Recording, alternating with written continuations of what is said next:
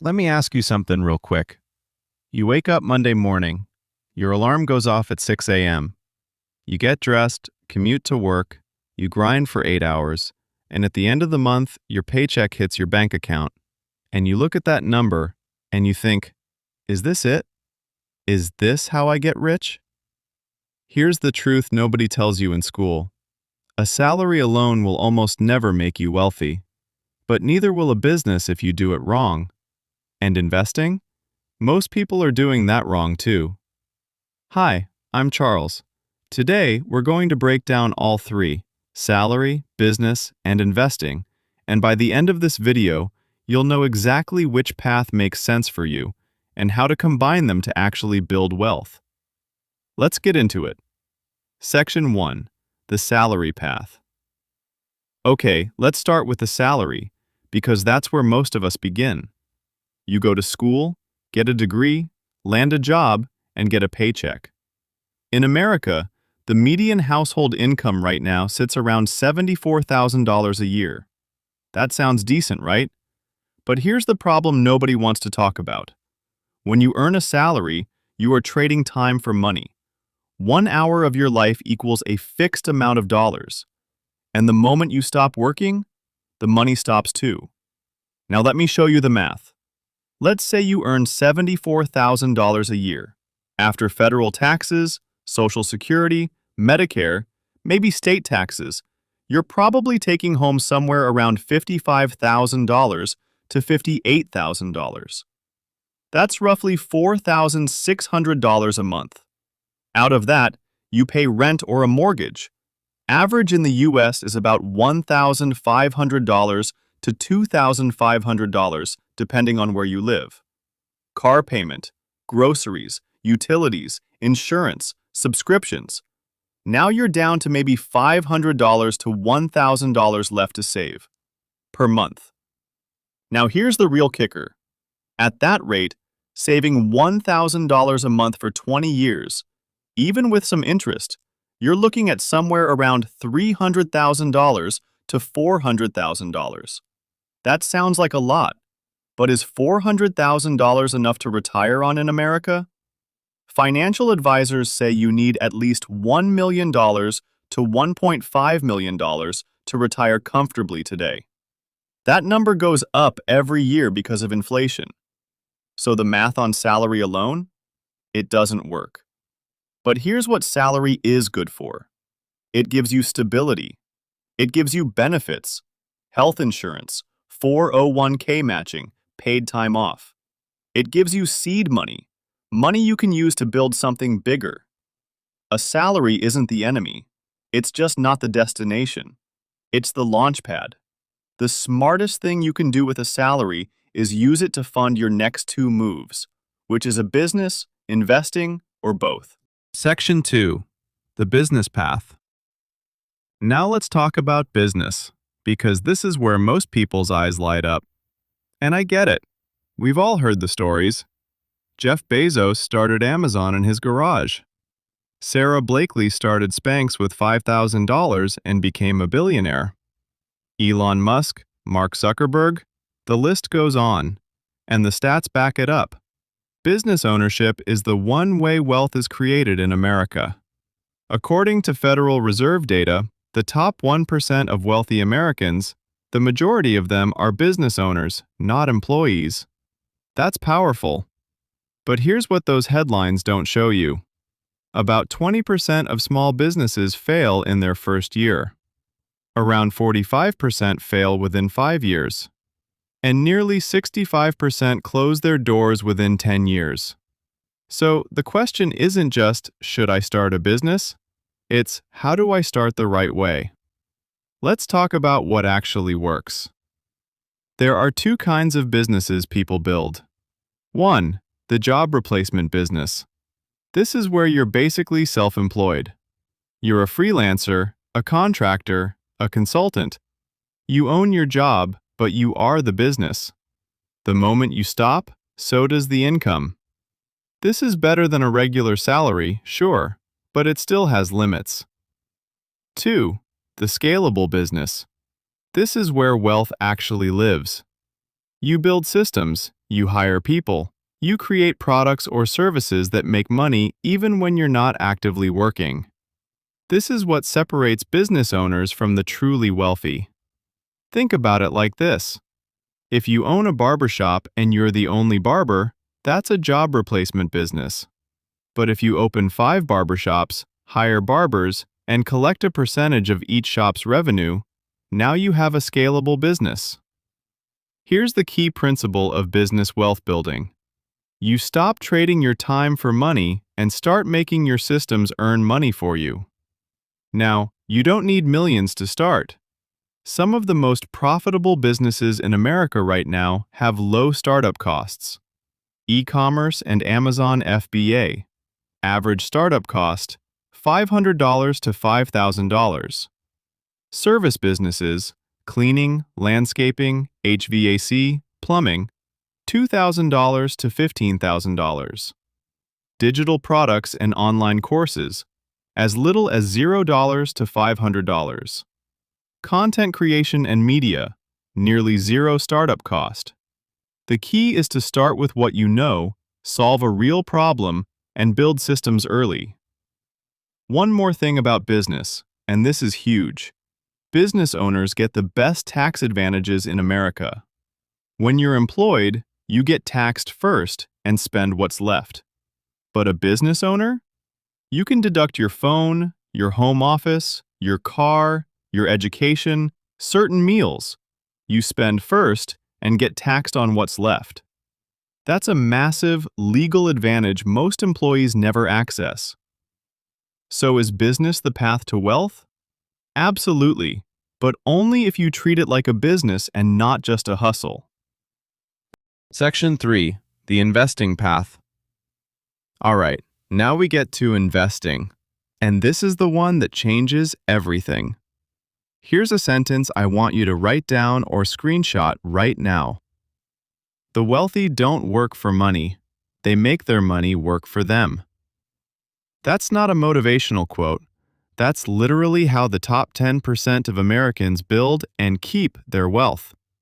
They invest. Let's talk about the most basic version of investing, the stock market. And let me show you why it's so powerful. The S&P 500, which is basically a basket of the 500 biggest companies in America, has returned an average of about 10% per year over the last 100 years. Even accounting for recessions, crashes, COVID, 10% on average. Here's what that means in real numbers. If you invest $500 a month starting at age 25 and you earn 10%, average annual returns by age 35 approximately $100,000. By age 45, approximately $380,000. By age 55, approximately $1,100,000. By age 65, over $3,100,000. You invested $240,000 of your own money over 40 years and ended up with over $3 million. That extra $2.8 million? That's compound interest. That is money making money. That is your wealth growing while you sleep. Albert Einstein allegedly called compound interest the 8th wonder of the world. Whether he said it or not, the math proves it's true. Now, beyond the stock market, there are other powerful investing vehicles. Real estate, the classic American wealth builder.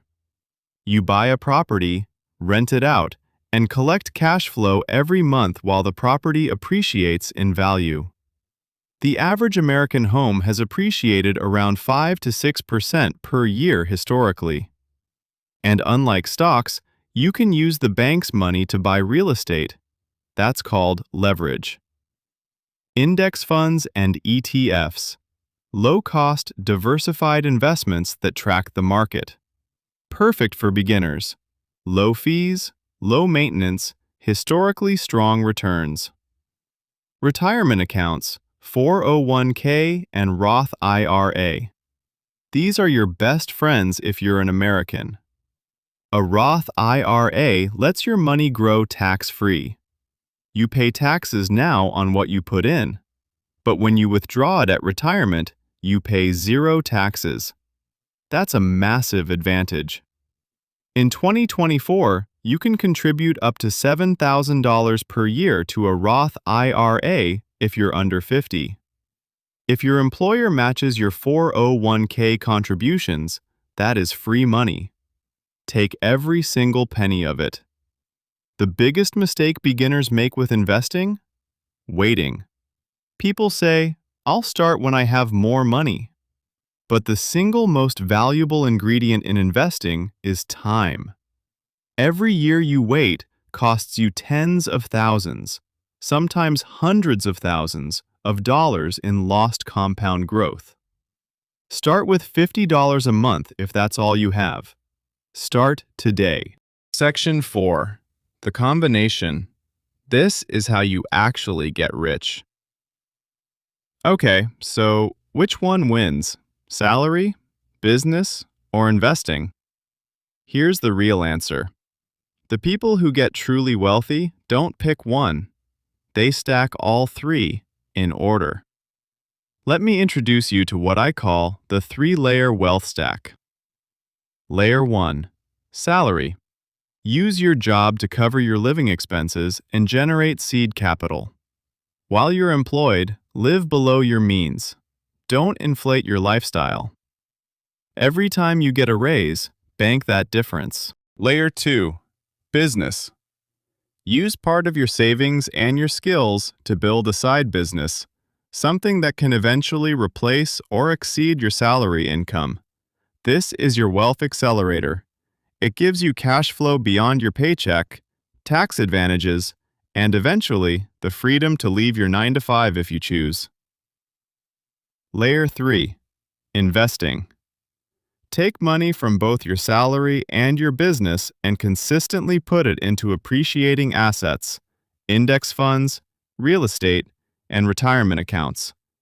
This is your wealth multiplier. This is the engine that runs in the background while you live your life. Here's what this looks like in practice. You earn $70,000 at your job. You start a side business cleaning offices on weekends. That brings in an extra $2,000 per month. You put $1,000 per month into index funds and a Roth IRA. In 10 years, your investments have grown to $200,000 plus. Your business now earns $5,000 per month, and you have options to quit your job, scale your business, or both. That is the playbook. That is how real people, regular Americans, not celebrities, build genuine wealth. Section 5. The Mindset Shift. I want to leave you with something that isn't about numbers, because honestly, the math is the easy part. The hard part is mindset. Most Americans are taught to be consumers, to spend money on things that feel good right now. The new car, the new phone, the bigger apartment. And there's nothing wrong with enjoying life, but wealth comes from a very specific habit: delaying immediate pleasure for long-term freedom. Rich people buy assets first. They invest, they build, they grow, and then they upgrade their lifestyle. Most people do it backwards. They upgrade their lifestyle first and wonder why they can never get ahead. The single question you should ask every time you spend money is this taking me closer to financial freedom or further away?